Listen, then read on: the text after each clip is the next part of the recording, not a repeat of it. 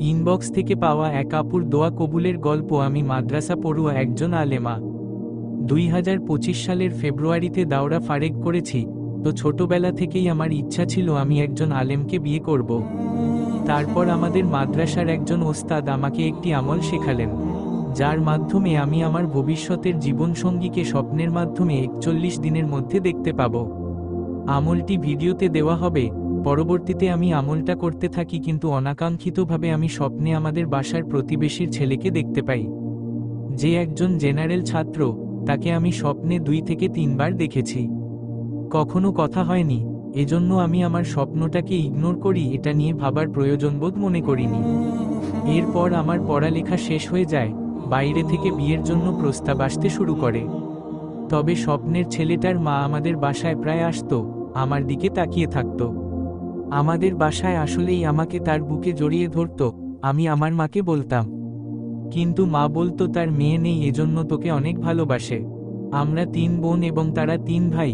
তারপর আমিও কিছু মনে করতাম না। একদিন ওই আন্টি আমাদের বাসায় আসলো, কিন্তু একা না, সাথে তার ছোট বোন নিয়ে আসলো। আমরা তাদের নাস্তার ব্যবস্থা করি।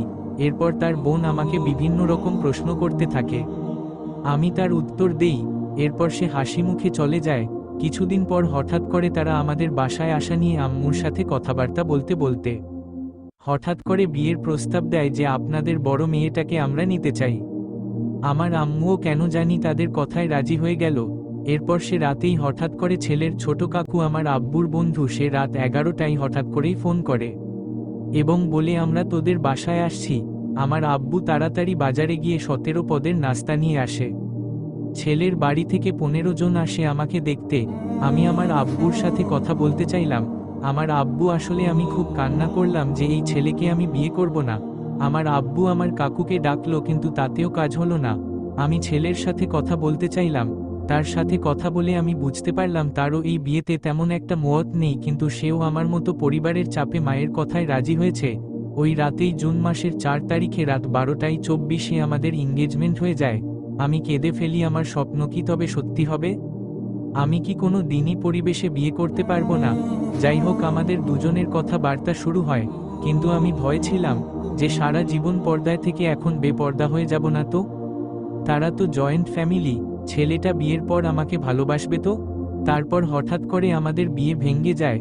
13 তারিখে বিয়ের কথা ছিল, কিন্তু 6 তারিখে পারিবারিক সমস্যার কারণে এখানে বিয়ে দেবে না সিদ্ধান্ত নেই। কিন্তু ছেলেটা কেমন জানি পাল্টে গেল। বিয়েটা জোড়া লাগানোর জন্য কেঁদে ফেলল সে, গলা ফাটিয়ে বলল, আমি আজ পর্যন্ত কোন মেয়ের সাথে কখনো কথা বলিনি।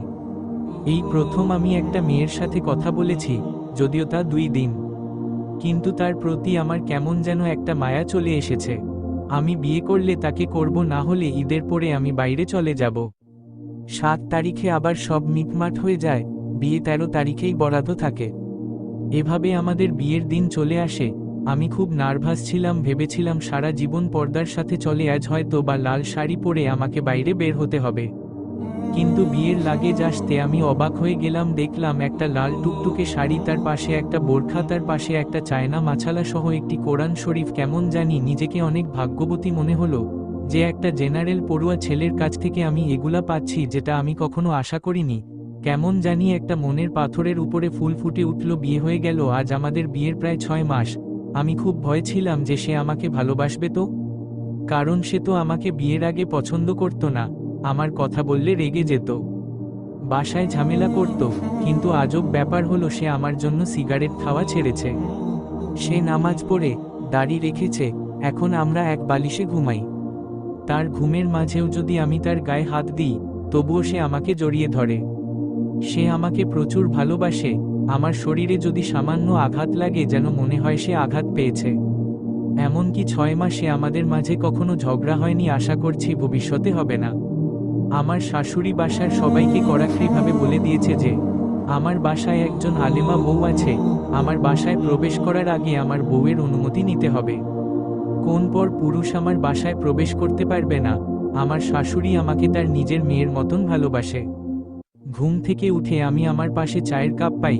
তবে এখন বুঝতে পারছি সব স্বপ্ন মিথ্যা হয় না। আমি এই স্বপ্নটাকে ইগনোর করেছিলাম, কিন্তু এখন বুঝতে পারছি যে অতীতে আল্লাহ আমাকে আমার জীবনসঙ্গীকে দেখিয়ে দিয়েছে, আমলের মাধ্যমে স্বপ্ন কখনো মিথ্যা হয় না। আমলটা ছিল সকাল সন্ধ্যা নামাজের পর কোনো কথা না বলে সূরা মুমতাহিনা ও তাহরিম তেলাওয়াত করা, কিন্তু মনে মনে অবশ্যই আল্লাহর উপর ভরসা রাখতে হবে। সবশেষে এতটুকুই বলবো, আল্লাহ যা করে ভালোর জন্যই করে। আপনারা যদি আমাদের সাথে বাস্তব দোয়া কবুলের গল্প শেয়ার করতে চান তাহলে কমেন্ট বক্সে দেওয়া ইমেইল অ্যাড্রেসে পাঠাবেন।